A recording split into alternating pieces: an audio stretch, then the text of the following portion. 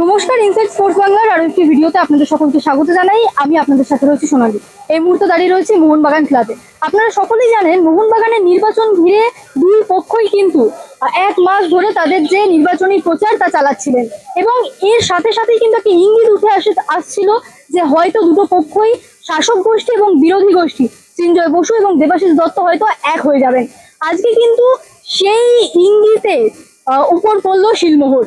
আজকে একই সাথে দেবাশিস দত্ত এবং সৃঞ্জয় বসু তাদের মনোনয়নপত্র জমা করলেন। আজকে শেষ ডেট ছিল, আজকে তারা একসাথে মনোনয়নপত্র জমা করলেন এবং শেষে কিন্তু একই সাথে তারা দুজনে প্রেস কনফারেন্স করলেন।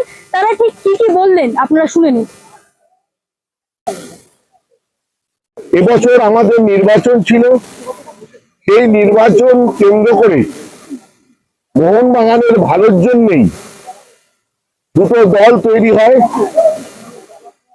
এবং সেই দুটো দলের মধ্যে নির্বাচনের যে মিটিং বা প্রতিক্রিয়া চলতে থাকে। কিন্তু যেটা বাস্তবে দেখা যায় কিছু কিছু ক্ষেত্রে সেটা মোহনবাগানের ঐতিহ্য সমর্থিত হচ্ছে না। সেটা এরকম নয় যে কোনো একটি পক্ষের, এটা দুপক্ষের ক্ষেত্রেই হয়েছে। সেই ক্ষেত্রে সৃঞ্জয় আমার অত্যন্ত ভালো বন্ধু, ভালো ভাই। কোনো কারণেই হোক দুটি দল তৈরি হয়েছিল। তারপরে আমরা সিদ্ধান্ত নিই, আমরা দুজনে বসলাম এবং এটুকু আপনাদেরকে পরিষ্কার জানাচ্ছি, আমরা দুজনেই বসেছিলাম, আমি এবং সৃঞ্জয়। এবং আমি ওর কাছে বেন ডাউন হয়েছে মোহনবাগানের সাথে, আমরা এবং দুটো দল মিলে মোহনবাগানের জন্য যেটা ফুটবল টিম যেরকম আমরা তৈরি করে বেস্ট টিম তৈরি করা হয়, আর যখন খেলতে নামে বেস্ট 11 তৈরি করা হয়, আমরা আলোচনার ভিত্তিতে বেস্ট কর্মকর্তা টিম তৈরি করেছি।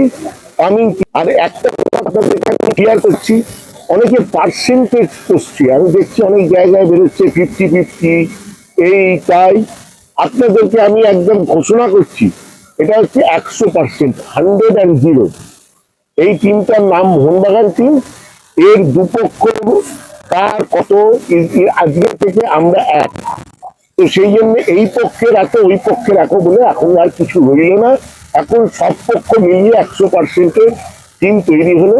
পরবর্তী বেসিক্যালি যেটা দেবাশিস দা বলেছে, আমরা একটা ইলেকশন প্রক্রিয়ায় গেছিলাম এবং আমার মনে হয় সব জায়গায় গণতন্ত্র থাকা ভালো।